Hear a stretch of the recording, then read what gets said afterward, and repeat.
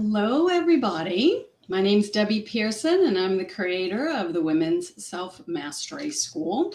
This is your progression video, and I am going to share with you part 7 of Mastering Your Boundaries.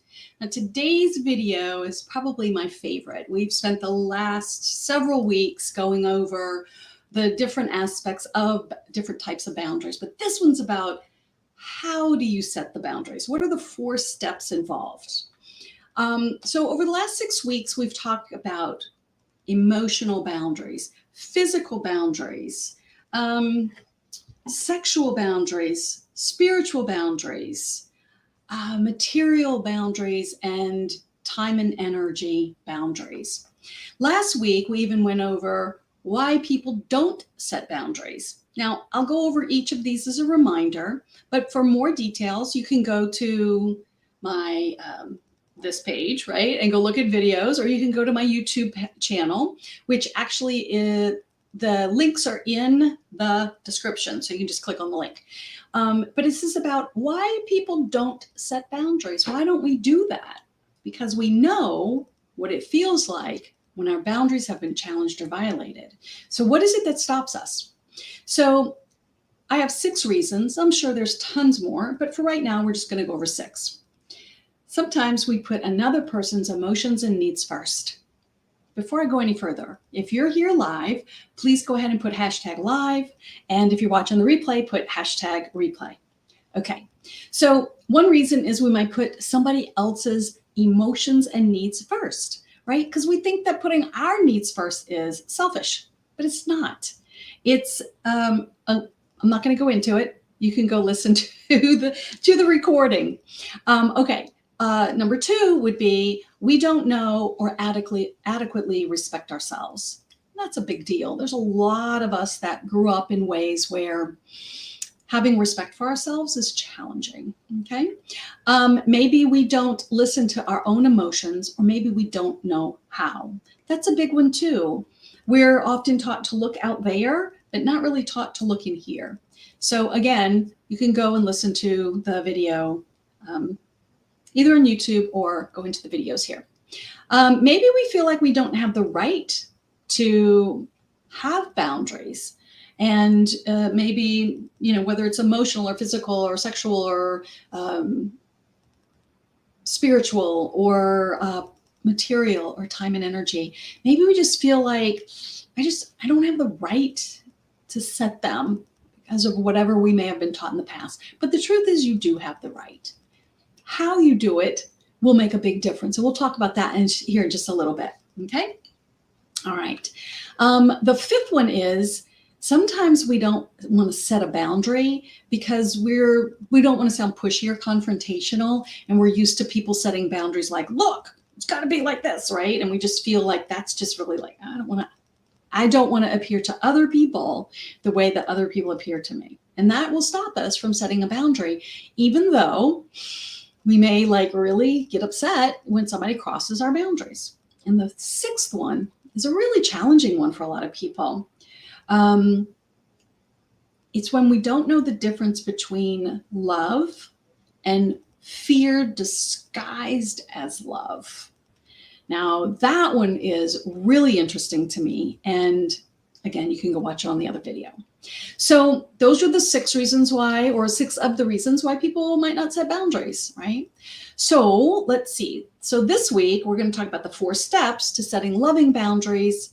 And I'll go through why I call it loving boundaries, but it is really loving boundaries equals healthy boundaries, right? So we're loving ourselves. We're doing it in a loving way with another person. This is healthy. This is a good way of being. Okay. So setting a boundary is never about putting yourself first to the point of detriment to everyone else. It's not to the point of you first over others, but in the same way that, you don't come first over the others, they don't come first over you. So this is like a little balancing act. And sometimes there's going to be times when you can see that this other person needs to have something before you. And so you give that to them, but then sometimes it's you first, right? So it's a balance depending on the situation, right? I'm sure you'll know what that is. Okay. So let's see. Let's talk about how you feel when other people have violated or challenged your boundaries, right? You know that you'd rather have your boundaries respected and not violated, well, honored, I guess would be a good opposite word to not to violated is honored, right? But there are a lot of times when other people don't actually realize that what they're doing is affecting you. You know, people are like, they're in their head trying to figure out what's going on in their life, in their world, and they may not realize that what they've done is affecting you in such a negative way. And we'll go over an example of that here in just a moment, right? So when you take the time to share about what's going on with you, that other person, maybe without even realizing it, knows that you care about yourself because you're like, hey, I have a problem. I want to work it out with you, right? What does that say? It says, I'm going to take care of me in a way that hopefully we can work it out together, right? When we request of them what we need, right, we're giving them the information that they didn't have before we gave it to them. And the challenge is sometimes we don't know what we need. We think we should just stop doing that thing. But what is that thing? Why are they doing it? And what is it that I need them to do differently? Well, if I can't tell myself what that is, what my need is, how can I expect someone else to be able to figure that out? That's a really big one because a lot of times we as humans have such a strong sensation or feeling that we just cannot understand how the other person is not experiencing what we're experiencing. And that happens way more than you would think. So it's a really, really big deal. All right. So I'm going to do this situation, this example that I was talking about, and we'll walk through the steps to see how this goes. So let's say that you're, and I'm just making this up, you can adjust it however it works best for you.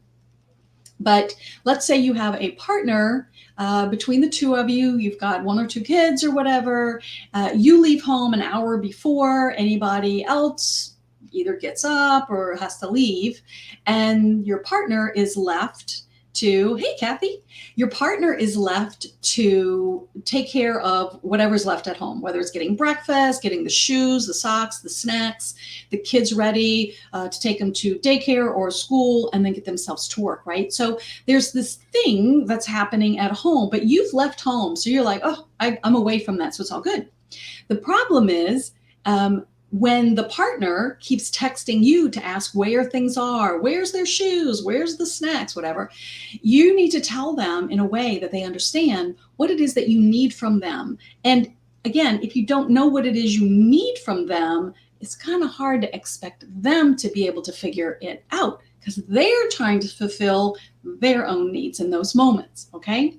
So let's look at a situation where you're at work, right? You've got meetings, you've got clients, whatever's going on with you. So you're invested in work and you get a text. So you pick it up, you answer the phone. Where's the kids' shoes? Under the bed. You know, where's the snacks? In the fridge, whatever. So you're responding, but you're getting frustrated. It's like this is just nonstop and constant, like every single morning, right? So let's take a look at the boundaries that we talked about and let's see which one of these boundaries it might be. So you're at work, you get a text, you respond. You get another text, you respond, you get another text, you respond. You're very, very frustrated, but you're trying to accommodate this other person because you know they're having trouble with difficulties and they need this, but they're leaning on you. So would that be physical? No. Emotional? We'll hold on to that. Let's just stick a pin in that and see if maybe that fits, but it doesn't feel quite right. Is it sexual? No. Spiritual? No. Is it material? No. Time and energy? Oh, that feels right, right? So they're taking away your time and your energy from what it is that you wanted to be doing, which is I'm at work, I need to do work, right? So let's see what kind of situation that we could go through where we could get some remedy to this. So setting boundaries can actually be a very positive thing. All right. So you answer the text for the day because you know you haven't spoken with your partner about this, but then you get home that evening and you're like, hey, I'm having some difficulty and I'd like to have a conversation with you. And it doesn't have to be confrontive. It can be kind and gentle and loving, AKA loving boundaries. And it can be something that can actually make your life better by being willing to have this conversation with this person. All right, so the 4 steps, right? So there's 4 steps that we would go through. First, we'd go through the first 3, see how it goes, and then see if we need to implement the 4th one. So that's observation, impact, and boundary. And after a little bit of whatever that agreed upon there, if it keeps coming up, you may have to do the 4th one, which is a consequence. Now we'll go over all 4 because I don't want the consequence to be this thing. You're not going to cut anybody's arm off or anything, right? So let's go ahead and go through the first 3 and see what that looks like. So you give a non-judgmental observation of the other person's behavior, right? So you share what you experienced or saw or felt or heard, but without judgment. Very even keel. For example, I received 12 texts from you yesterday morning, and then I received 14 texts from you this morning. And when I didn't respond immediately, you sent another text asking if I had received the previous text. It's very even keel. You're not judging, you're just stating the facts of what happened. Some people are pretty comfortable with that. Other people get real emotional about it. Like, you got to stop doing this thing, But we have to come from a place of even keel, no emotion, no criticism, no judgment, no sarcasm, just stating the facts, just the facts. The next thing is to give the impact on your behavior, their behavior on you. I said that wrong. Give the impact of their behavior on you. Like, how did it affect you, right? And so, again, using the even keel tones, you're going to share with the other person, how did their behavior have an impact in your life in those moments? So you may say something like, your expectation of a near immediate response when I'm at work is disruptive, especially when I'm in a meeting. I may not be able to give you an immediate response, right? And so that's falling on the tail of you're texting me again to see if I got it, right? So then the third thing is to set the boundary. And this is basically telling the person, here's what's up, here's what's going on and why it's so frustrating, and letting them know how you would like to handle the situation from then on. So you're not asking them, you're kind of more like saying, it's been like this, but I would like for it to be a different way. So there might be this additional information to help figure it out or work with them. And I'll show you what that means in just a moment. But it's a way of trying to you're not putting yourself first to the detriment of another person, but you're making sure that you are putting yourself first in a manner that is honoring and respecting yourself, or in this case, your time and energy, right? So you may say something to this person like, hey, look, we're having this stuff going on every morning where it's just chaos and crazy. Let's work together. Let's see what we can do in the evening. Let's try to get everything figured out, and we'll get it all together in the evening. So when I leave in the morning, you won't be left with all the scattered mess. I realize it may not be perfect. And so let's take the next week and only text me if you really need me. But whatever you text me about, we're going to realize that night we're going to have to figure that out and get that taken care of. Most of the time people will be like, oh, that's great. Somebody has come up with a new solution that's going to work for us. I don't need to worry about texting you every day because we've got the shoes and the snacks and the diapers and the thing and the keys and everything. And it's all set up. And when we get up in the morning, boom, boom, boom, and we get out the door. Again, might work great, might not. Got to tweak as we go. Got to be willing to tweak it, right? Okay, so at the end of that, you say, like, how does that feel? Are you willing to work on this with me, right? So we did observation, we observed what they were doing, we gave the impact of what was happening, how it was affecting us.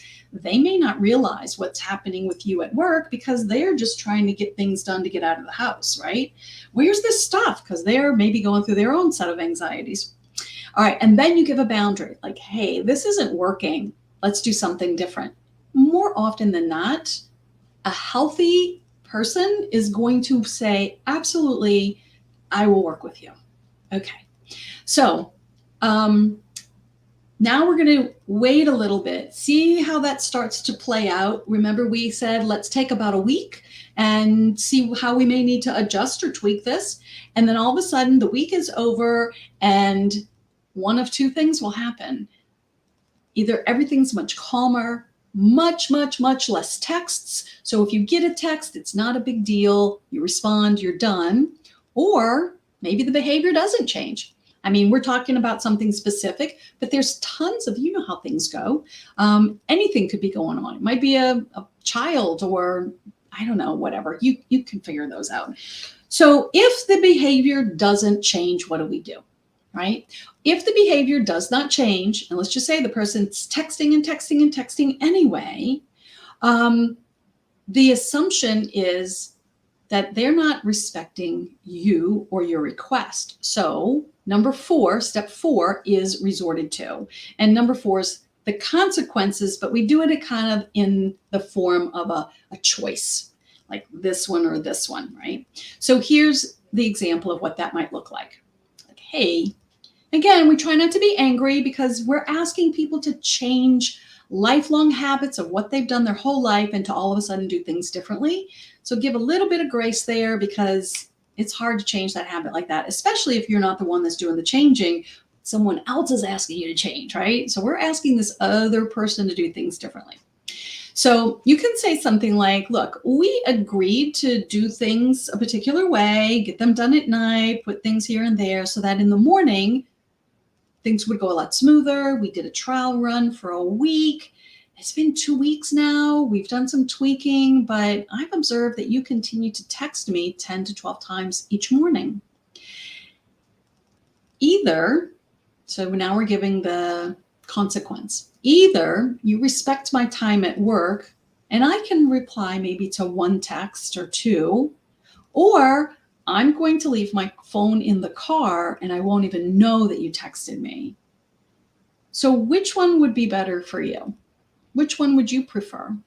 Now that is a little attacking, but at this point, you've pretty much given a lot in a very generous, kind, loving way, but they're just not willing to comply. So now you got to take a stand, and it might be really tough for you, right? So again, like I said, remember, people don't like when other people change the rules, especially if they've been allowed to behave in a particular way, because we do kind of allow people a lot of times because we just don't know what else to do. So we just let them go. We just let them do it, right? But you have permission to honor your own boundaries, whenever you feel like they're being challenged or violated.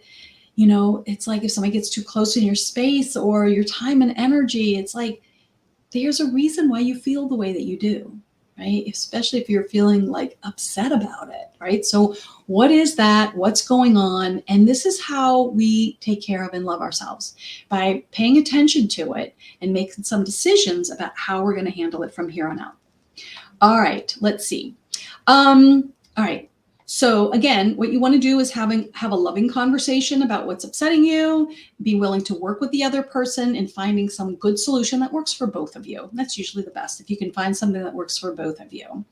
What you don't want to do is say, I've had enough, and you just cut them off, right? Or you're just so angry that you're like, change the rules, right? And they've had no warning and they're just like, oh my gosh, like, what are you doing? And then they're going to really rebel against that. Okay. So we don't want to create problems. We're trying to solve some problems, right? So here's some questions that you may want to ask yourself going forward that might help you with being able to resolve some things before they get out of hand. So, what behaviors have you allowed in the past that you're no longer willing to allow? Oh. That might bring up a whole bunch of stuff for people, right? I'm asking you to be vulnerable with yourself, and I'm asking you to possibly be vulnerable with someone else by sharing with them what's upsetting to you. And that could create some issues. But you don't necessarily have to do the hardest one first, right? So if it might be something simple about where somebody puts their shoes or how they might spend a certain dollar amount or something. So maybe pick something that isn't too emotionally charged and see what behavior have you allowed that you'd really like to shift and change, and you'd really rather that behavior does not continue. And how can you go through these 4 steps, the first 3 first, right? And come up with something with that conversation with the other person to see what's possible. You might be surprised, right? You might get pushback. Be prepared for either one, and then think about what you might do if you do get pushback. But you're not going to know if you don't try, because remember, the other person may not have a clue how this is affecting you, even if you think they do. They may not really, really get it. Another thing that you may want to be thinking about is, are you willing to put yourself as a priority, right? Are you willing to be open and curious about what's happening and to look at honoring and respecting yourself? Because you are important too. The last one is, what's one action step that you'd be willing to take to help you move closer to being able to set that loving boundary, healthy boundary, right? So take a look at that and see. Now, if you're finding yourself really uncomfortable, you're afraid to set boundaries, you feel that you're not important enough, I'm here to tell you that that very well may be a little bit of a lie you're telling yourself. You may have heard things in your past like, what is wrong with you? Or, you don't deserve my time, or you don't deserve the money to, go take a singing lessons or whatever. There may be a challenge that you've had from the past that you're applying right now that really just doesn't fit, but you've kind of put it here because you didn't know you were doing it, and you don't know what to do to move out of it. So if that's the case and you're looking to find out more about what you can possibly do, or you'd like to work with me, you can go to my website, which I'm shifting and changing it over. So if there is a glitch with that link, let me know. But it's Women's Self Mastery. So it's 2 S's, women's with an S, and then selfmastery.com/call, CALL. And that is actually it for today. So please share, like, subscribe, comment, and let me know if you are wanting to go into any deep dive training for me to help you unblock these obstacles, to help you move forward so you can live a better, happier, more fulfilled life. I thank you for watching. I'm Deb Pearson, teaching you to master yourself and your emotions. Bye, everybody.